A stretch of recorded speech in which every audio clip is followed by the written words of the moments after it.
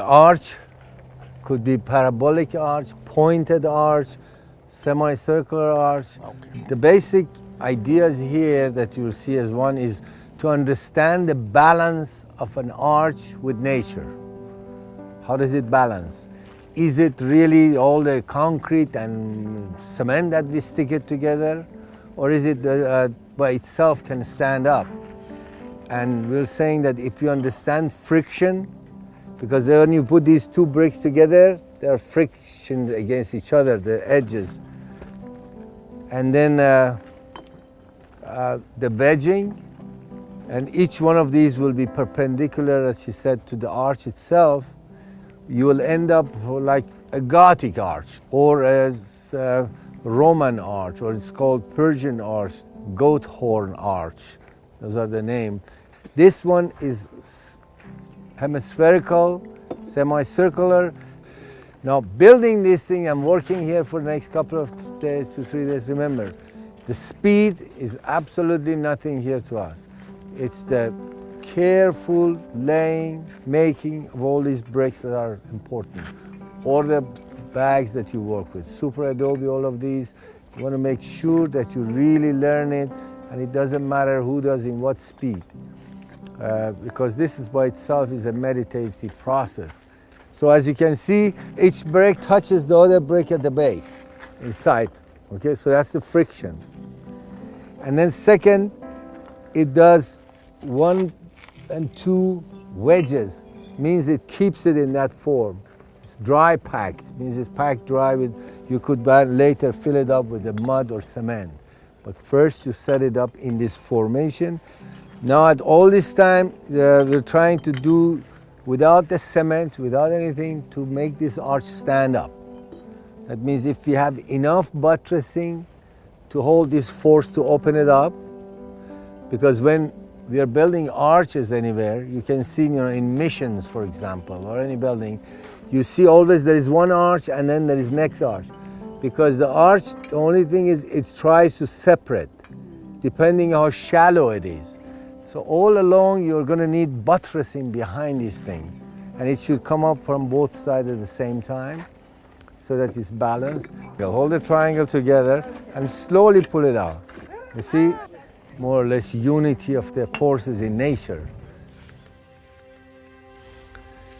So today we'll be talking about design.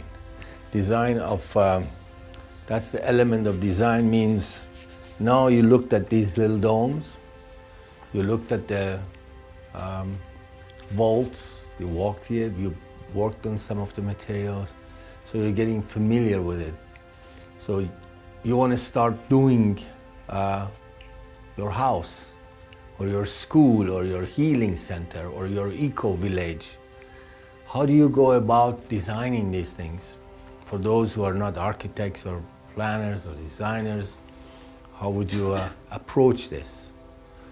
To approach that, I will continue getting a little more in depth in what I showed you passing in the last session about the alpha principles of earth architecture that we carry on is arches, vaults, domes, earth, water, air, and fire. I believe with these 7 notes, you can really create almost anything that you want to do. And just like music, it's unlimited possibilities. If you go, for example, right now to city of Isfahan in Iran, you'll see 40 acres of downtown covered under one roof. But that roof is thousands of little domes and vaults and courtyard, domes and vaults and courtyards, and they all are connected underneath with these long bazaars, and the bazaars connect to the warehouses go to the housing. Just everything comes out of that spine, design of the spine, especially in a desert environment. It's good to have this bazaar-like spine that is your commercial center, and from there you go to all your function of residential, school, all of these areas. Okay, So it is not that we are asking everybody to start building walls and domes. This isn't about that at all. It is to show you the structures that could be reasonably built today, that could withstand hurricanes and flood and even earthquakes and all of these. What are those structures? Why are we looking back into history and to see what is the real medicine that we need, our body needs? Is it all this chemical we are putting together and selling for every little pain that you have, just like credit cards, you get, at the end you get the new credit cards to cover all the other credit cards if they get lost. The medicines are the same thing, and food is the same, because we already know today it is the food that, plus other elements in life, that gets us into health or not health. And quite a few people are, of course, changing. If 30 years ago, if maybe everybody would smoke cigarette, because it was just the way that we all grew up with it. I was also one of the smokers myself. And then slowly things changed and turned around. And a new way of thinking has come for food, for smoking, for seat belts. That was, I remember some 25 years ago, anybody who were vegetarian, they said, well, it's for sissies that you have vegetables or gross. Otherwise, everybody will stick to steaks. It is not that the steaks are gone, but it is also the new additions that have come in. So we're saying in design is really the same things. We are not abandoning everything in all this work. We are taking the best of the past and moving it into the future. That's what really our work is. I mentioned to you the same design as it's used for the chassis and wheels of a Rolls-Royce is the same thing that Socrates was riding on it, and pharaohs were riding on these things called carriages. Therefore, we kept those essence, the timeless materials in these, and then we just added now the new technology of engine, safety, even to seat belt. These are same thing. Earth architecture, we keep what is the best from the past, which is those 7 elements I talked to you: arches, walls, domes, and then earth, water, air, and fire. Those are almost unchanged anywhere you go in the universe. And we come up now with all these new design parameters that are based on those elements, and then go into organic forms and whatever form you like, as long as you understand how they are holding together. Instead of just coming in with a big wild design, say I want to build this with earth architecture. It is not. Definitely it's like a martial art that you need to know the movement, the meaning of them, and then you can be anybody from movie actors to Bruce Lee to whoever it was, after learning those principles. This is what we are going to talk a little bit today about it. What are the principles of design of this earth architecture? Because in different parts of the world it's also different.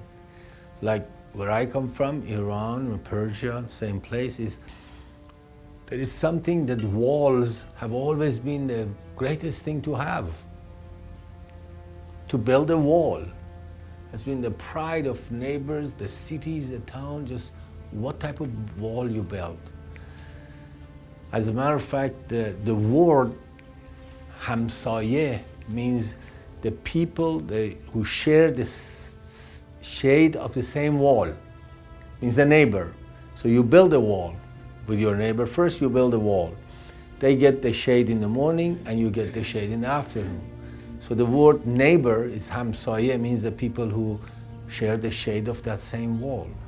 So you begin a neighborhood, you begin a community by building walls, because they have very important functions. They have affected the designs and the way of life, and all the way to songs that are called like Kuche Baghi songs, means the people who walk by these walls and sing traditional songs.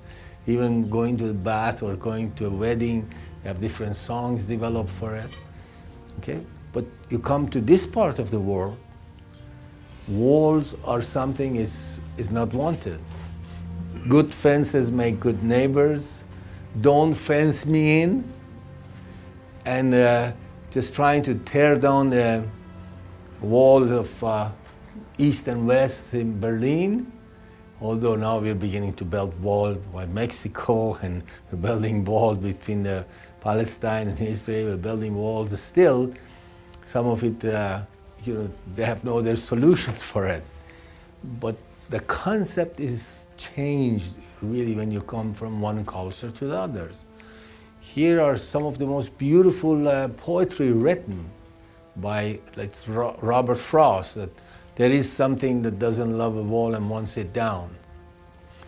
And then you go over there, they say, oh, the word hamsaye, neighbor, is same as hamdel, means two people who have the same heart, they love each other. Or hamsar means husband and wife, they put their head next to each other. Everything is made from that word. Ham means togetherness, unity. So you built a wall there to begin it, freedom and privacy. You tear down a wall here to have total openness, you see? In both cultures, in recent world, of course, last few thousand years, there are many things that you can see that are common, but it doesn't mean that by importing this whole idea of modernity, in most of the third world, they tore down whatever they have, their architecture. They're tearing down very quickly because they want American type of housing. They want concrete block, or they want wooden structures. And yet there is no such thing. There is no wood, there is no concrete block. And they tear down what they have in the hope that you get Western, aids and financing, and then you build on what is copied from this rest of the world. But if we recognize what is the good thing to keep and what are the things to abandon, then like many cultures of the world. So the wall therefore has find totally two different meanings. Here in this part of the world, you make good neighbor by tearing down the wall. Over there, you could make good neighbors by building a wall. Earth architecture is the only one that really has traveled around the world. From Navajo reservation, you can see they're building hogans for the last several thousand years here. The hogans are made into male hogans and female hogans. That means a smaller, two different domes. They're all like this looking into the east. And then you go to South America, you go to Mexico, you go to China. Egypt, you'll see these things have developed in their own way, sometimes very similar. As I have that in ceramic houses. Do you have ceramic houses? You could do that. Comparing the two areas in the world, the one in Iran, the one in America, pueblos, you will see there's so much similarity because they both took the material from earth, they built. That over there was the philosophy of dust to dust. That means, you build something and it goes back, fall to death. Here is the philosophy of everything is growing out of the ground, the Native Americans here. But it's a similar thing. They built with earth. It's for the shade. It's for protection, security, everything. So we keep all of that in mind, and you will have no fear to design something in New York City if it's necessary to build with earth buildings. Of course, immediately you jump in, you say, but doesn't make sense. The land over there is so expensive that you can't build like that. Of course, now you can even build it maybe on top of your buildings. Who knows, for non-toxic maybe space sometime in the future will be built. But it doesn't mean that you will carry this architecture everywhere. Many people come and tell us, why don't you build one of these in Los Angeles? When the time comes for it, we will building it in Los Angeles. But why right now add to all of that hustle and bustle and problem that exists in Los Angeles? This is, what are we proving by there? As a matter of fact, Los Angeles and New York, a lot of it are moving out of the cities. I mean, I used to teach skyscrapers and how, in what condition you built them and why you will build them. And the skyscraper is right there. You know, it was all started in Chicago, where banks and insurance companies wanted to bring all their employees together in one place, so that they don't have to travel from this street to that street. So the skyscraper began actually in Chicago. And there are still some of those buildings are there, Monadnock buildings and so on. But today, the amount of crimes and problems that exist in the cities, in what started to make these big high-rises and very clustered place around the Wall Street, which was the stock market, today many of these companies are moving away from stock company, from Wall Street, because imagine, why would you need to be together there anymore? There's right now fax, telephone, internet, and those were the reason that people were crammed together.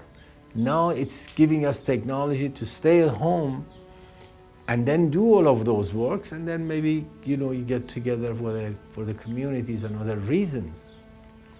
As a matter of fact, some of the big companies like, I think, Northrop and big corporations are now encouraging some of their employees to stay at home. Very wise company would recognize that by the time, you know, the people come there together, they go back again, they come back again, it's very inefficient.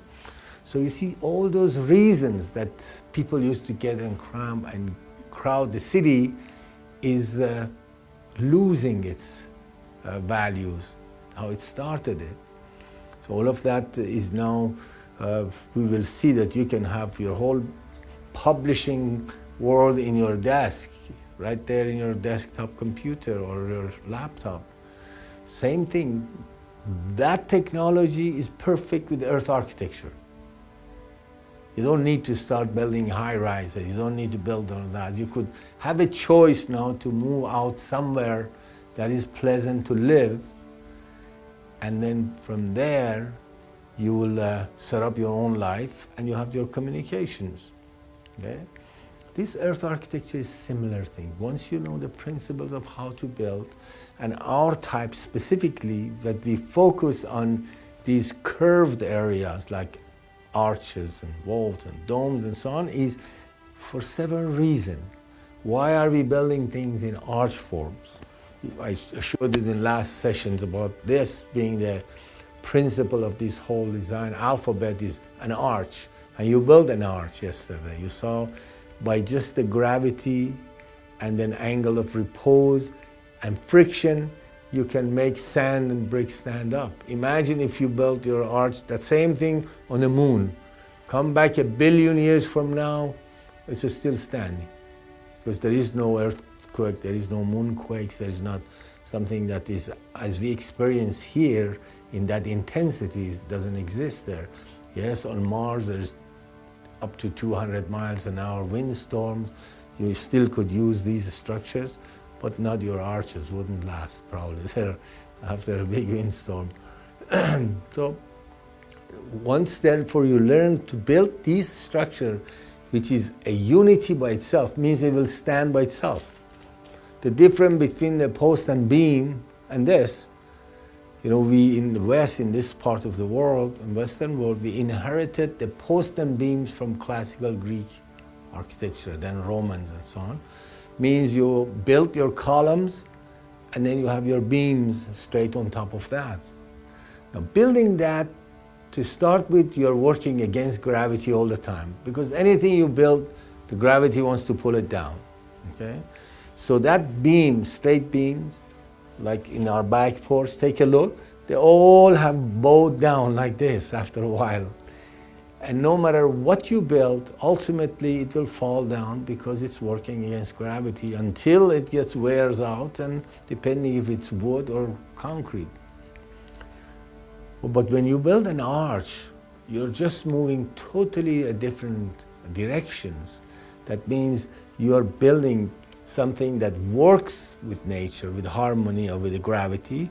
That means every molecule of this arch, the more it's pressed, the more tighter it gets in a very simple form, discussing it, and the stronger it becomes because the gravity is helping it. As if the gravity pulls, this molecule gets tighter and tighter. See? So you can see even the structures that a long time ago we built, and I was part of it and I was managing it and some of the design in LAX parking structures. We did a lot of those things, prefabricated parking structures. Within 2 months put it up, and then we had posts and beams. It was long tables with 4 legs that was 64 foot long so that you could park 2 cars and then drive in between. And then we put those tables right next to each other and then on top of each other and put cables through them both ways like spine, and then pull those cables tight so everything stands together, which is called post-tension or pre-stress system. So this unit then will stand by itself. It doesn't need a column. It doesn't need a beam. You don't need to cut trees or bring steel or bring concrete. If you build this from earth, stone, concrete block, concrete, whatever, it stands by itself. If you just give it enough strength in 2 sides so it doesn't collapse, then it's a unit that works itself and continues. Now the same principle then applies when you turn this around, it becomes this dome you're sitting in. See? Then you're creating what we call shell structures. I think I talked about the egg. We get the students are coming next week, 70 of them or so from Orange County in different places, and kids, maybe around 10, 12 years old, we told them each one of them should bring a boiled egg. And they all come and sit here, climb here, sit on the floor here. And along the way, we are asking them, how many bricks are there in this building? And we give them one little formula of math, and then we tell the rest of them, you start counting. This one person get the whole answer in 1 minute, the other ones still are counting. So we said that's the importance of math, that you know one little formula will tell you how many bricks there are here, because you multiply, you find the square foot of this floor, which is a circle. What is the square foot? You double that, it becomes for half a sphere, so pi r square. If it's pi r to the 4th, that would be a sphere, pi r square is half of that. So that will give you how many square foot are the walls. And we know on each square foot there are like 7 bricks. So you multiply by that, you already get the number of the bricks here. But for those who don't know, they have to go through this whole counting period. So that's the importance of math they recognize. And we tell them, take that egg in a long way and put it in the palm of your hand and try to break it. Whoever breaks that egg, we give them $100. We're still waiting for an egg to be broken. And of course, the kids, they say, oh, it's nothing. And they go, whoa, and then 2 people press, 3 people press, it doesn't work. That egg is a shell structure. Even though it's very thin, you can't break it. In this part of the world, we haven't really learned how to do the shell structure because there were plenty of forests around here.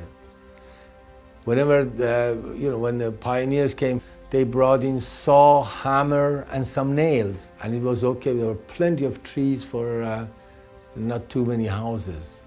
But now the trend is reversing. There are millions of houses are being built, and these trees are cut into 2x4 and hidden behind a stucco wall for the rest of their lives. I mean, we're not against using wood. We say, if you use wood, let's see the wood. Let's see in your flooring, let's see your furniture. Wood has also a very important characteristic in life, and we need to see it. If you don't see it, use something else. Why are you using wood? Until there is fire in these buildings, and then the wood just evaporates and goes, doesn't matter. I was invited to Santa Barbara after that big fire a few years ago. You could see everything was gone except a couple of plaster in two sides of those walls, or the chimneys and fireplace.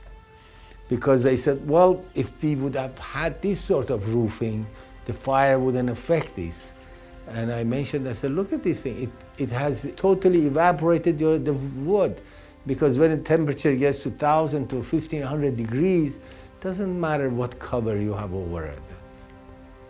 And I remember that that was the time that they asked me, so what's your solution? I said, my solution starts from elementary school. Don't teach children that's the only way to build a house. Because that needs wood, that needs trees. If you change that image, which we carry for the rest of our lives, and if instead of that we have an arch, then you can create anything. Even with pieces of branches, you can create these structures very simply. I mean, like you're building a vault with pieces of wood. And then we had one in the forest that they invited me, and I went there to show how these buildings could be built with cut off small branches, not even the whole tree. They said, well, how are you going to bend these things all of like that, you see? I said, you give us the leftover of these 2x4, we built them. The way you build these, you just built them this way. Lines going the other way. You don't need to bend anything. And that's what this Super Adobe is giving you. You know, you're giving you line generators. These are structures you're learning. You generate spaces with lines. Just like what you saw yesterday as you're doing, you're generating a structure with just lines alone. You could do that. And you don't cut the trees, cut the branches off maybe, and then build it this way. And of course, we said, whatever you have left over, give it to us, we'll build you a house here. And then the forest, it was Michigan Cal forest, he said, well, no, I think we'll give you the wood, you take it somewhere else. He said, no, we want to build it here.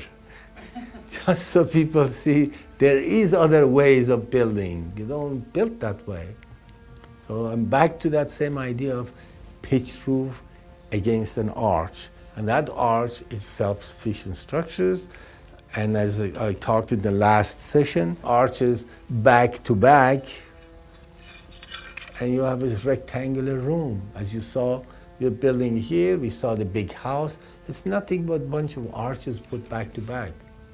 As a matter of fact, that's how the great tunnels are created by volcanic, by magma. As they flow in, they create tunnels. It's based on these same principles because the forces are on this side and arches are created.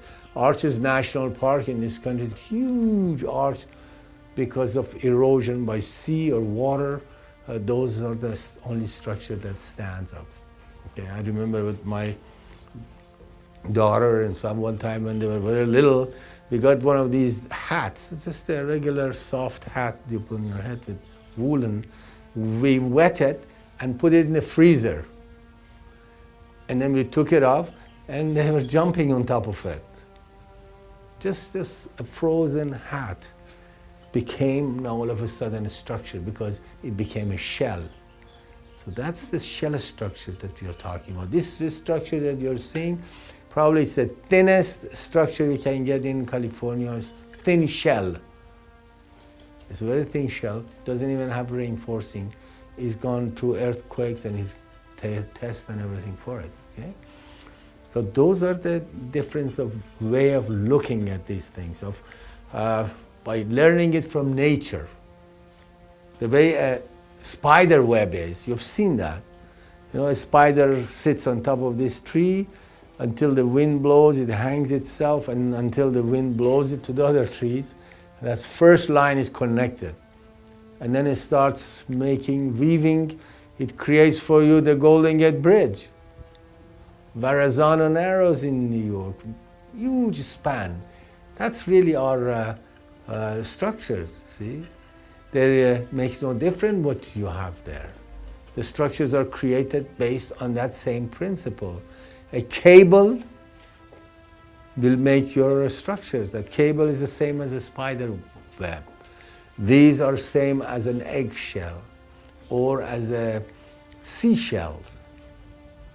I mean, imagine the most beautiful structures, some of the most beautiful structures in nature are seashells. You've seen the best color, best texture, strongest structures, and it's waterproof. And it's made from water. Now that is the intelligence of an architect or engineer who is building that from the water, the shell that will protect it, and it's also waterproof. And that little creature that goes inside those shells, they don't call themselves, we are in the image of God, as we do. And yet, for us to build a small house, we have to go and cut the forest, create all these factories, bring cement, bring steel, bring plastic, all of that, just to build ourselves a small house. So we are not really that advanced, constantly trying to help that, see? It is possible then, we say, if you build with earth, just the earth alone can help you build structures that are good and just like that seashell and better. I mean, the only thing now we are using extra in this earth, as I said, we are using those bags and barbed wires. I mean, you can eliminate the barbed wires in many places when there is hardly any horizontal forms, or if you build small structures and it's not in California, you could eliminate that. And the bags also, soon we are working on design eventually in the future to eliminate those also, see? It is possible to go that direction. So these are the alphabet, and we said here you put these arches back together, you create a rectangular room. And that rectangular room is this.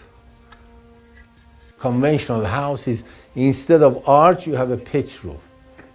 That needs cutting the forest, bringing all your trusses and so on, but this you make an arch. And this arch, imagine up here, you get 100, 110, and in many places in the world, if you had a flat roof or pitch roof, for 12 hours the sun is hitting on your roof. And you need to air condition the place to keep it cool. But the minute you curve your roof, you divide the sun into shade and sun zone. Shade and sun, hot and cool, and it creates the inside air movement for you. And imagine with a couple of wind catchers and so on here, you can just keep the earth moving. When it gets very, very hot, and close the doors to that 3-volt house, go inside. So you see the difference in temperature. So this shade and sun is giving you all the differences in the world for the design that works with the solar system. And that's all called passive design. Passive design means instead of air conditioning and mechanical, you design this house so that it works with the sun and the wind, and then shade, and maybe thicker walls, massive, the thermal mass and all of that. That's what it means. Most of the design, if it's done right, it's oriented right, you don't need all the mechanical system in it. So that's one. And you saw the possibilities of 3 of them makes that house. You don't even need to cut the walls for the structures. And so 9 of them makes a 4-bedroom with 2-car garage, lift them. So you need to continue this. And if you have more member of your family, you just open that to the next one. You just keep expanding it. Your material is right there. And so those are really the philosophy that we are working with. And you could be making your house out of the earth, strong enough. And now you know why we are here. The challenge of building codes, the challenge of proving these structures will work. Those are the reason for all our focus here, which we have had some success so far, actually very good successes in doing these work, okay? So the design with nature therefore holds these advantages. In one side of the world, you don't want the wall. In the other side of the wall, you build the wall. It doesn't mean that, you know, if you don't want the wall, you have to destroy the wall. You say, somebody say, well, I'm going to destroy the wall of China because it's nonsense. It doesn't need it because we like to see our on the other side. But wait a little longer, you'll see those walls also will be useful for you. But the whole idea is the way we grow, just like pitched roof against arched roof. We teach children. And so unfortunately, you know, the media from the industrial world have been so strong. I remember in Iran, we went to, when I was traveling with the motorcycle, I went to a village and then children were there. This village was all in vaults and domes and so on. And the kids were there. I said, well, are you going to school? They said, yeah, we're going to school. I said, well, let's see, draw a house. Every one of them drew the pitched roof, square and chimneys. I said, well, show me one of these. They brought their books. All the books that were translated from the Western language with pictures. This was their house. And yet they lived in the houses that never resembled those things. Eventually they would want to tear those houses down and build these, and they couldn't find the wood. See, that's one of the reasons that they were developed in that part of the world, these arches and walls and so on. In one of the earthquakes, I remember in around the desert in Iran, there was, after the big earthquake, there were a lot of prefabricated panels that came there from England, from different countries that they were helping the earthquake stricken.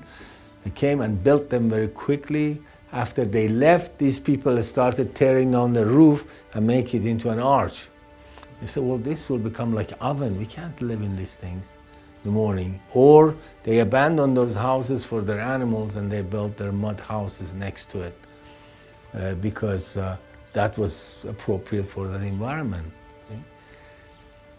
So our really focus here is also not only go through the code, but build these things and then make them almost common, or even 5%. Imagine there are so many millions of houses are built here. We are not here to intend to change everything.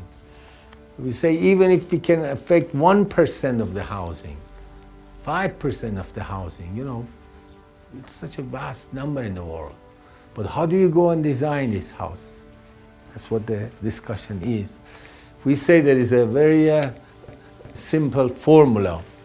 If your house plan is circle,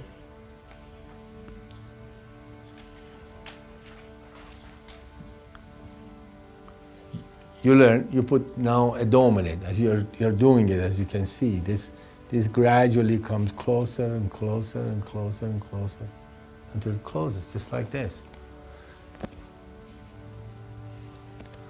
That means you can walk outside there, dig out the earth regularly. Make yourself a block, just like these bricks, and put them right next to each other with one compass, and you have your square plan built into structures.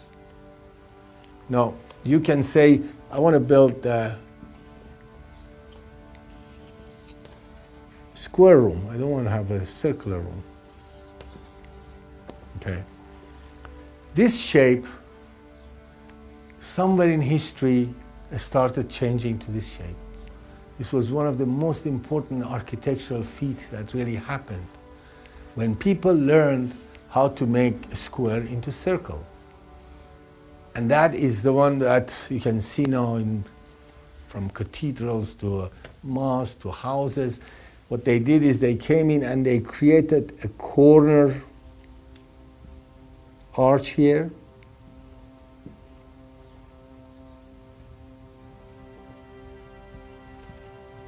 until these met each other in certain area.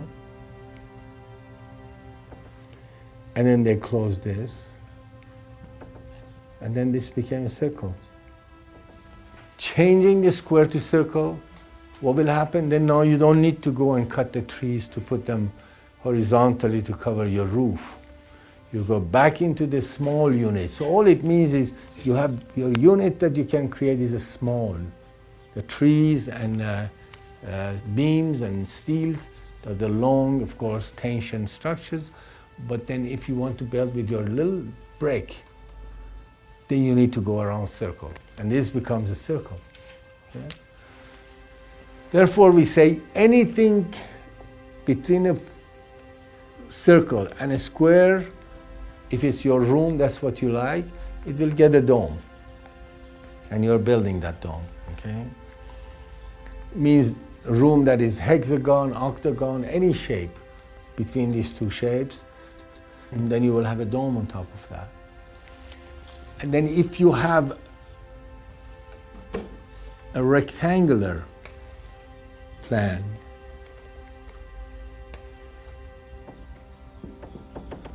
all the way to a triangle,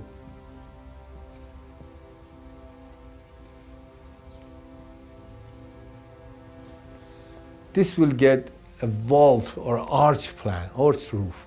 That means, you know, you'll go and you build your wall straight up, and then you go like this with these arches. Same thing here. So you'll end up really with a structure that is like this.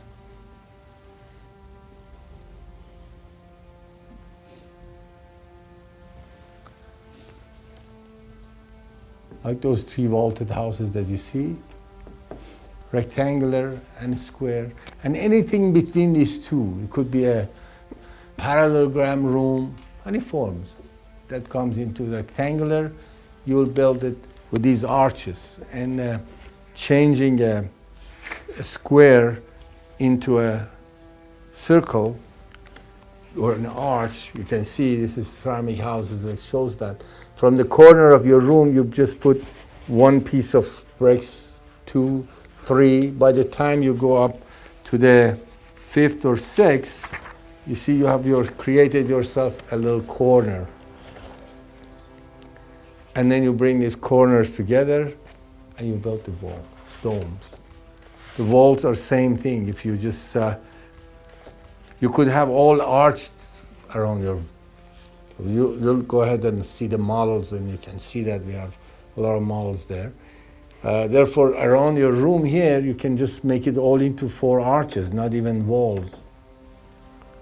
So you have a room here that is really only built with this.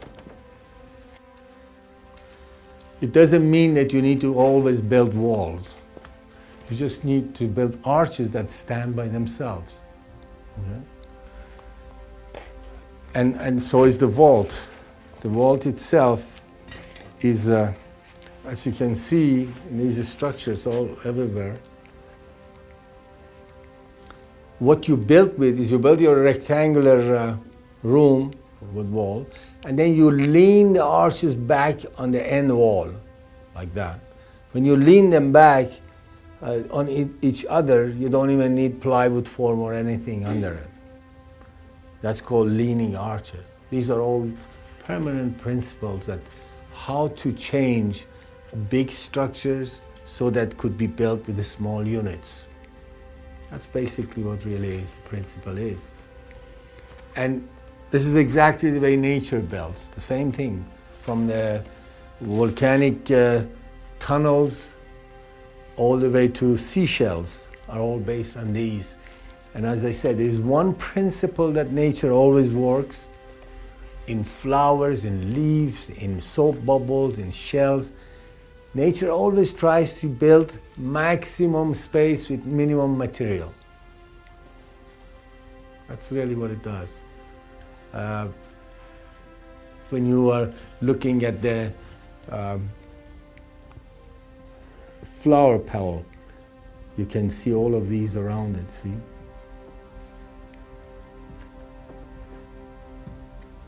daisy, sunflower. If you look at a truck carrying pipes, you always will see at the end they all stand in 7. No matter how you pack these pipes. It's a natural compaction of the circle. They all come in 7. So look one time at the circles and you'll see all these patterns of 7. Look at these reptiles that they put on the walls. Most of them are coming in pattern of 7 unless one is very small or one is bigger.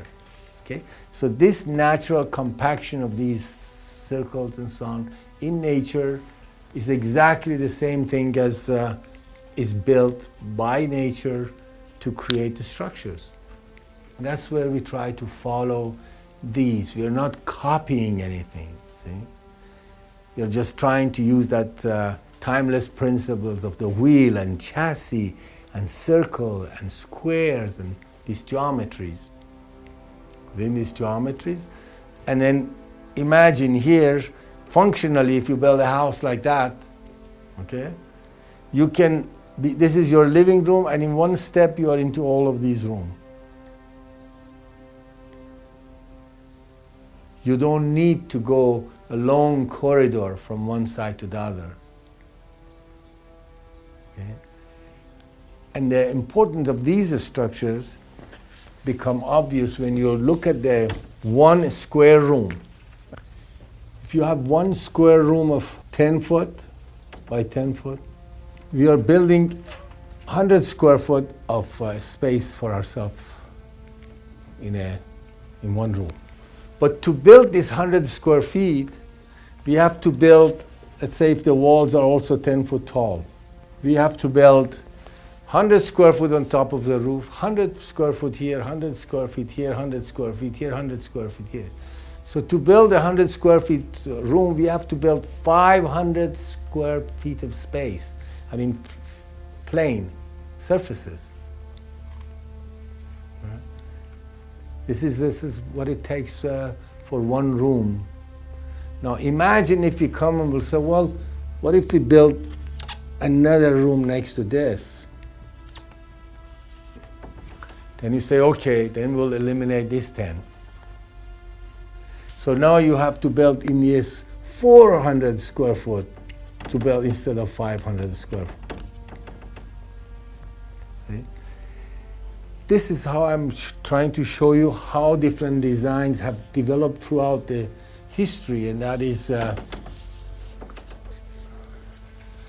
then you say, what if we build a room this way also?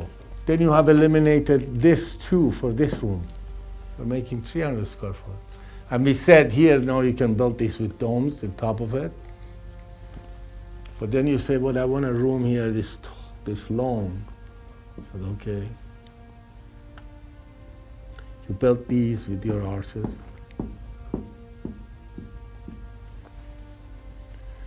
Slowly, this is how the courtyard houses have been developed throughout the history. That they find it is the most economically structured because they have all these common walls. You have a courtyard house all around. You can enter from here, let's say, and here to this courthouse. You see, you can begin now building all your rooms.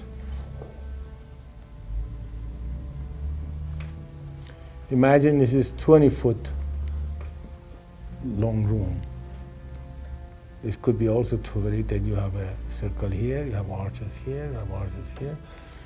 So you create these big, from this design is, let's say, from haciendas all the way to height hotels, because now they share the same wall, they share the same structures, and it's protected against the outside nature by just creating a courtyard rather than just building it in long form as we are doing our houses. And once you have the courtyard, what you really are building is you're creating in the center this patio or this courtyard that works like a chimney in a hot summer.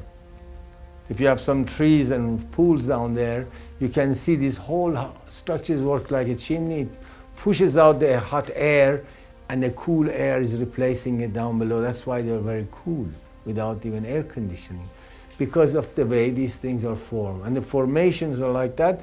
Then if you are building this in the middle of nowhere, the desert, you are surrounded like a castle for protection against the thieves, against the harsh wind, against everything. But just only one side of your structures and community is needed protection. You don't need protection for every little room, every little house. You start building your house right next to the next person's house because you have having common wall. Immediately you know you have to be friends with your neighbors. You see? So you never begin by, I want to be here and I want everybody else a mile away or so on. It's a different concept. It doesn't mean that's wrong, this is right. But it's conducive to a neighborly type of community that's created. You're working with your neighbor because of shade and sun. Shade for you in the morning, shade for them in the afternoon. You are neighbors, you are hamsaye. Work together like that, okay? And the entire town, you see like traditional towns from a lot of Europeans to Middle Eastern to Asian to China, growing up, they organically grow because they all are helping each other structurally, protection against the outside forces or elements, everything. And a community is really created because of the form of architecture, and the architecture is created because this is how you build with earth. So when you make one little block on earth, it will decide on your whole town how it will be built. From the time that the steel was made, all of a sudden all these rules were broken. Now you don't need all of these. You just take steels, columns and beam, you go somewhere, anywhere in the world, and you just put up a 5-story building. So that idea of cooling through the courtyard or wind scoop, all of those are out of window because now you can put this 5-story building, all with the steel and concrete, and then you put lots of air conditioning in them, working like crazy day and night to cool your place or heat your place. Not only you're really breaking all the boundaries of cultures and the architecture that had lived with that nature, you're beginning new problems. I remember going to a village that we were working in Iran where I was traveling with motorcycle and we were doing some experiment there. There was a farmer who has become very successful in his business. So he had built this big house. He tore all his earth buildings and so on, and he built this big house with concrete block and big glass windows in every room. Fantastic. And I said, well, how do you live? How is the life in these things? He said, well, it's a little bit cool, hot in the summer, but it's okay. It's very modern, just like the cities. I said, but what will happen when that air conditioning is not working? Because there was nobody around, hundreds of miles around, to know how to fix the air conditioning. He said, well, you know, we almost have no choice but go and change and buy a new one. He had the money now. I said, but when this is not working, there's no electricity, what do you do? And there's a lot of time, there's no electricity. He said, listen, I'm out in the field, it's a woman and kids at home, it's their problem. It's all their problem to deal with these things. Don't ask me that many questions. You see, everything had been thrown out of the windows, the quality of life and everything, now because you can make big glasses, windows. So by changing the tradition and the knowledge that we have learned, by bringing new material, let's say when they brought the railroad to India, you know, millions of people went working by, always they still do, by railroad. Every town and cities were created, built along this railroad. So the transportation was really deciding on somebody's invention of railroad decided what type of life this whole nation will have. Now, the minute that the car came, it broke all that rules. And then ultimately Los Angeles is created. So you have millions of square feet of your town is taken because you need a car to go from here to there. You need 1 hour to get there and you need 8 hours to keep it there. When you come back, the same thing. And that invention and mechanical material that's given to us has nothing to do with the quality of life we are searching for. All of these is so connected.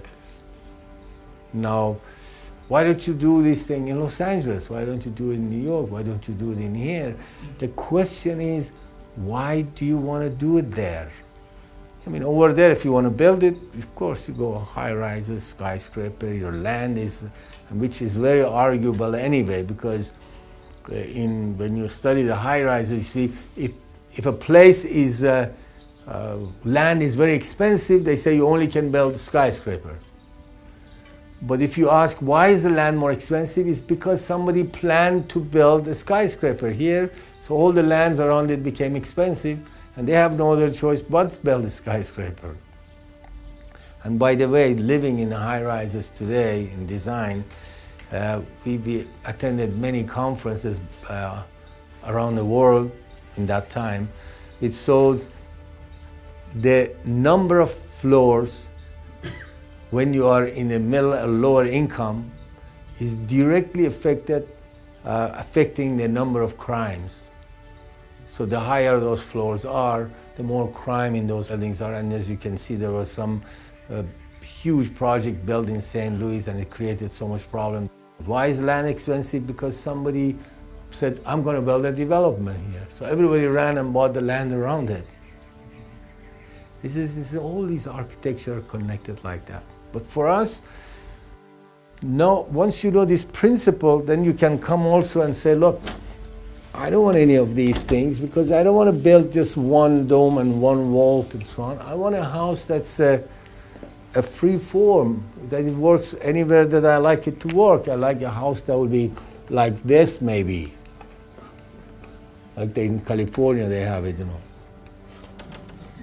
I want to build a house like that. But that you can't do with earth architecture. We say, yeah, you can do that too. All you need to do is to break these units. You see, that's a vault. It's also a vault. It's a dome coverage. It's the same thing, a vault here, a dome here. And as you can see, the bazaars at 40 acres of land I told you is covered under one roof. It's all like that. It's cut into pieces. And underneath is nothing like arches, except arches, just like the new big shopping centers or bazaars or European public buildings that are built like that. So you could break those things into smaller unit and then roof it and get the house you want. But we tell you, if you want to build this, it's not a good idea because now you have only one vault and you have a buttress here and buttress there, just like those arches you were building. And this is going to be a very thick wall and this is going to be a very expensive room. Think about it. If you are ready to pay for it, fine. If not, it would be maybe good to put this room horizontal with these structures so that it shares a common wall and all of that. So these earth architecture does not work in a whimsical decisions of, I want it like that. We say, all right, if you want it like that, because you say, this view is the most important thing for me. I want that view, and whatever it is, this is the way it should be. He said, okay, but you will be paying for it by building more structures, more of these, and then you will get direct sun to it, and you have to pay more for your energy and all of that, okay? So it goes with that. In this architecture, if your structure works with the gravity, with sun and wind and these natural forces and elements, that structure is good. And you need to work with these structures in design and the combination of these structures in a way that logically they make sense and they work together. Yeah? There was a big conference that in Iran that was designers around the world came to the Shiraz area, Shiraz and Persepolis, and we went there for 10 days of conference. And then went to the bazaars and everything. I remember Buckminster Fuller, after seeing this big long bazaar, he said, you see the difference between these and our big shopping centers in America? Is that in here, people across they communicate with each other. The minute it is bigger, then you're really cutting the whole thing off from that sort of communications. It is the scale of human is most important in these structures. You see the door that you enter to your kitchen or the door to the bathroom and so on. The height of that will determine how high your wall is going to be before you start curving. Very simple, actually. I need now 6'10" to enter this room. Therefore, I'm going to have a compass set up instead of right on the ground, 2'6" high. So when it curves, it gives me just 6'10" straight wall, and then it starts curving. Then I can put a straight door in here. It is all of these work in very logical way together, and you can build now from one single room all the way to the whole town by understanding these principles of how they work together and using the natural material. Right? I'm trying to put really 4,000 years of earth architecture in 1 hour for you. It's just really cramming in everything in there, but for you to see that's how it was developed, to work with gravity, to work with sun, to work with shade. But what about you? You want to build a house. What do? You go to your piece of land, or you want to buy a piece of land. First, you look to see which way is the sun rising, which way it's setting. That's your first element of design. Right here is almost month of June. In June 21st, you see this circle that's here will be right in the middle of the room at 12 o'clock. Means the sun is almost exactly vertical. And then it goes down. Sun rises from there, goes down. We open that door toward the east. It's protected from direct wind that brings in all the junk into the house. See? It's one of the things that you can see in motels. You just enter into a room and you bring in all the heat and cold. But here, this is the reason you start building this. So your house, you say, all right, where do I want it to be directed? This, you ask around the area, it says the most important thing here, it gets very cold here in the winter. Therefore, you want your main windows all facing south. Why? Because the sun now goes vertically in the summer. That's the sun you don't want it to come into your house. That's why when you have thick walls, you put your windows in the inner surface. So when the sun is high, you don't need to have a big overhang over your structures. That thick window, thick sill, thick wall, if you set your window in the inner wall, gives you enough shade in the summer that the sun does not come in. Okay? So therefore you know where the sun is going. Sun going from here to here. In June 21st, the sun is going to be right in the center. As you go toward the winter or fall, the sun doesn't rise from here to set here anymore. The sun rises here and sets there. Till the time you get into the December 21st, your sun rises from there and goes and sets there. Means your angle is going to be like this. Angle of sun is not like this anymore. It's going to be like this. So your room, you say, I want the winter sun to come into my room. And of course in South Hemisphere it's reverse, you know. For those who are down under, don't do it, just reverse everything I'm saying. So you make your angle of the sun in the winter to come into your house because now you know where it's going to be. And if you have a problem from that area, ask people, where is the sun rises, where is it sets, where is it going to be in the winter, the summer. That's your first element for your design. So you design your house that you will get the winter sun and you avoid the summer sun. Now, If you decide that I want to open a window here also because I like the view, but it's going to be all in the sun, then what you do is you'll do a pergola over it, an overhang over it. Even better, you do a deciduous tree there, a tree that loses all its leaves in the winter, so you get the sun, and have all the leaves in the summer. It protects from sun hitting your house. So landscape can help you in that aspect. So now you decide on your design, it's going to be oriented this way. As I'm showing you, you see all those hundreds of houses are being oriented this way. It's a criminal, because everybody who lives there for the rest of their life, they have to pay at least double and triple bill of energy in the summer. All they had to do is to turn it a little bit this way or that way. But they had no concept, they have no idea, no interest. All these developments are designed is how many foot of front of the street can you get. That's why sometimes they go like this. You've seen some of the developments are like that. I mean, you can come back, you say, why go like this? I like it to go like this. They can't tell you, no, it can't. If it works with the number of your houses, you say, I can do it this way, and then I get even more number, then you win. There's no logic on it. But when you look at the European cities, look at the places in the world that have been thought about, it's always the sun and the moon and the way it goes. Okay, so you have decided the sun. Then you wet your finger and you see which way is the wind blowing. And then you will ask, where is the most prevailing wind coming into this region? We know here it all comes from ocean, because we're in the desert. In the summer, especially, it gets hot in the desert first before it gets hot in the ocean. It takes longer for water to warm up. So it gets hot and the air begins to rise, and that air that is getting warmer and needs replacement comes and replaces this. And so that's why you see in the afternoon most of the time you have some sort of wind blowing. So that is our prevailing wind that we want to catch and bring it to the house.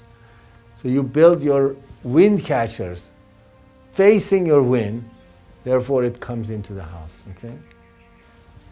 So if you have your wind scoop here, as we have it right there, you can see. And the prevailing wind comes here, just like we have it right now toward the ocean. But for you, this is going to be the very hot wind coming. You look at this, you say, but this is, in the summer, we get all this very, very hot wind coming in here. All we tell you to do is reverse the side of your scoop. Put your scoop on this side instead of here. This way, the hot wind comes and hits in the back of your wind catchers, goes in front, goes in here, and goes. Okay? So by this action, by the time the wind gets here, it starts creating vacuum in this area, and it sucks out the air from your house to go out. So it works as an exhaust instead of giving you wind, and it cools your house. That way, by exhausting, and then you're opening and doors in the shade side, it's cooler. You just do that. Therefore, you see, the wind then plays a very important thing in your house of how you're orienting it. You orient that toward the wind, or you're backing your wind scoop toward the wind, and it will cool your house like that. That's the element. And thousands of new books have been written on passive system of how to cool and heat your house, how to do this, how to do that. Basically, all the sustainability wants to tell you is that sun is good, wind is good, shade is good, earth is good. All of these they want to tell you, and we know throughout the history these are good. And how are we going to use it today?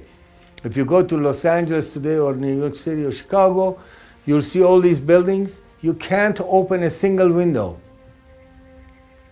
Why can't you open a window anymore? Because that building is designed as a capsule, closed capsule.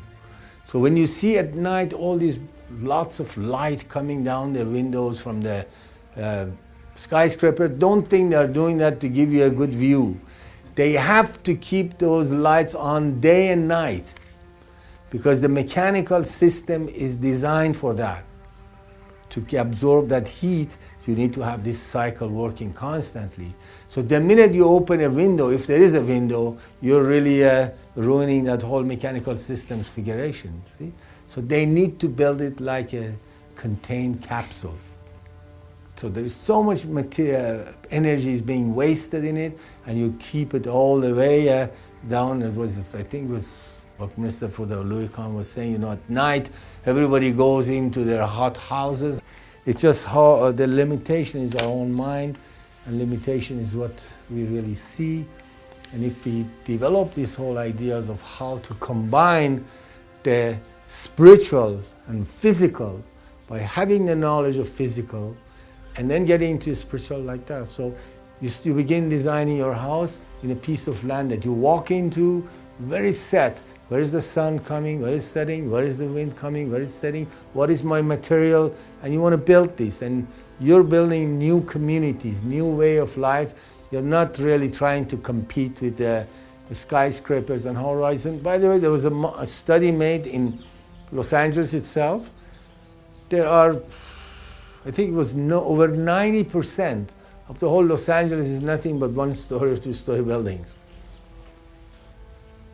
It means all of that is possible to create high density with the type of architecture that you bring them together, because there is nothing more nonsense than these grid streets, you know, all these wide streets and all these sewage and line of water that goes through, and then you have 2-3 houses facing this way and that way.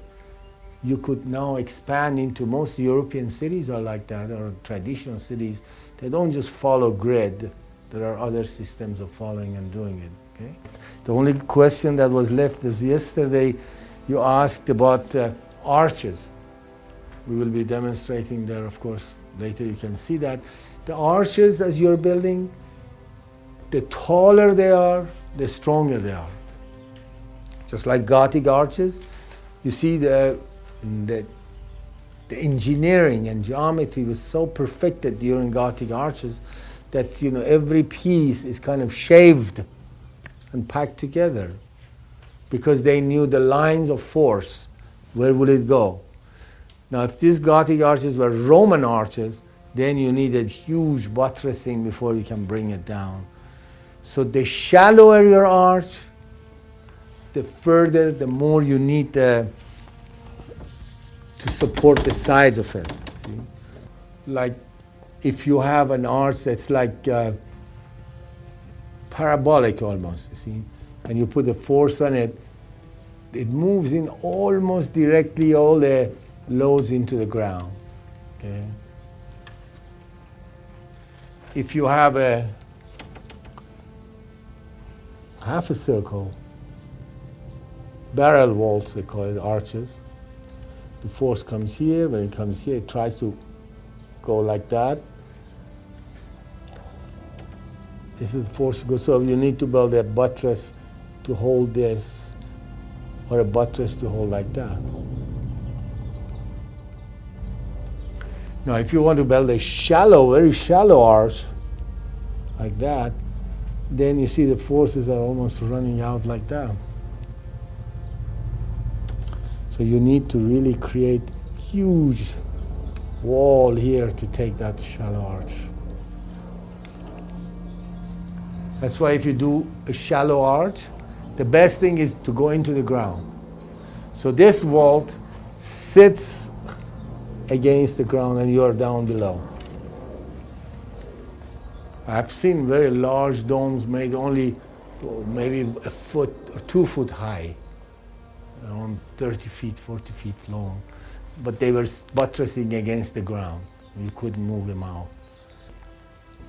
You can actually, if you see two pieces of, between that two walls and the door entry, if you bring right now a bunch of bricks and put it right next to each other, horizontally even, you just drop a little bit of sand in between them, they hold, they won't fall, because they create the stresses that the buttresses are holding. It's almost you can create flat arches by having these buttresses and that's well explained into this ceramic houses with the graphics of how to do it.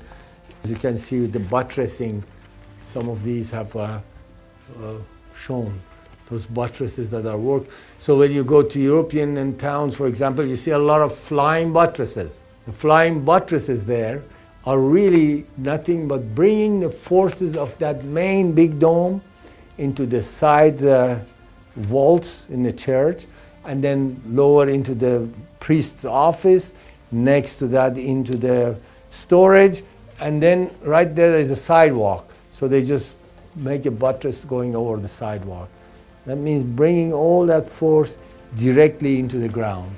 So try to make your vaults and domes, half a vault, half a dome, better, even larger. And the way you determined, very simple way of how to make, if you want to make a pointed arch, how do you make a pointed arch? Because you know this is semicircular or semi-square. You have a compass at the center, and this is really half a circle that goes all around. Like this dome, when we built, we put just one piece of pipe here, and it went like this and like this. Makes no difference. So you make this half a dome.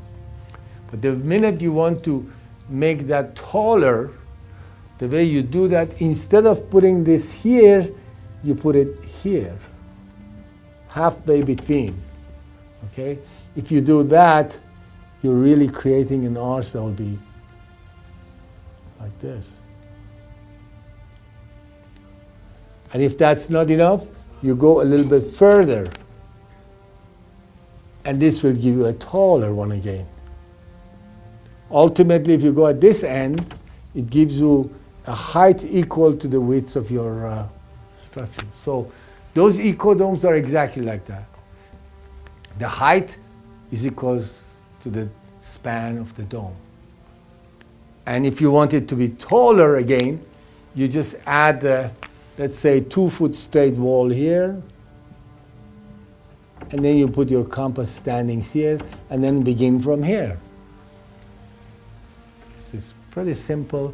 You make a shorter wall, and then you begin your what is called spring lines. You begin curve a little bit higher or a lower, and that will determine how comfortable your structure is. If you decide that you want to have a loft space, so all right, my loft space needs to be 7 foot high, and then my room is 8 foot high.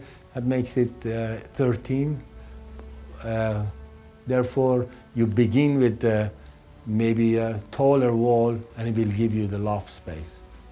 So from all the way from the structures to those little reptiles that you see on the walls, the mud balls that you will learn how to build them. There are a lot of fun also to build. They all are following these natural laws. Those little reptiles, mud balls, were not created like that, and I'm sure it's not created for the first time. There are many cultures probably use mud balls to just handle the piece of mud. But we had the structures here. We watched that structure. We had the plaster over it. We watched the plaster for 6 years.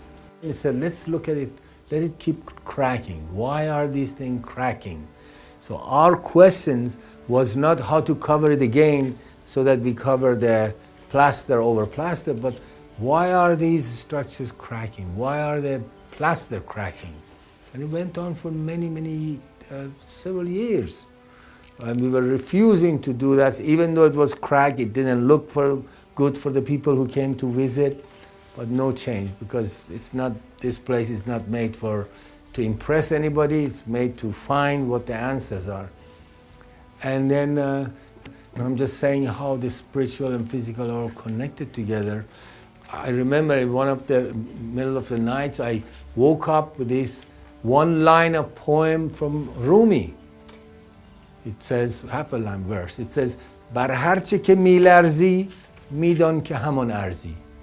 Whatever you're afraid of, that's your worth right now.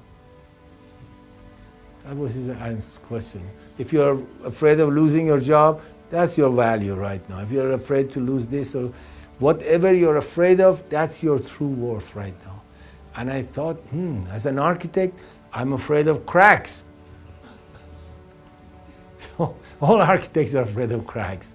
When I start thinking, I thought, it's not only me, all the potters in the world, ceramicists, they are also afraid of cracks. And then all of a sudden I saw, no, that crack is not.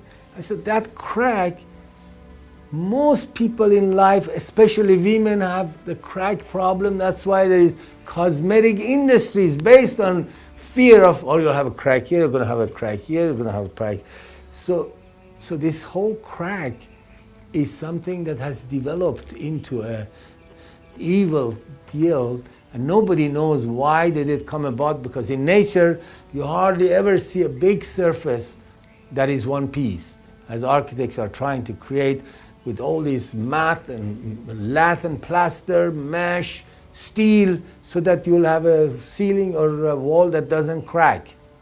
Where I come from, many times, the people, the older they get, there are more respect for them, because more cracks and waves in their face, and say, oh, those are all years of experience. You go to them instead of everybody trying to get immediately a facelift to look like a teenager.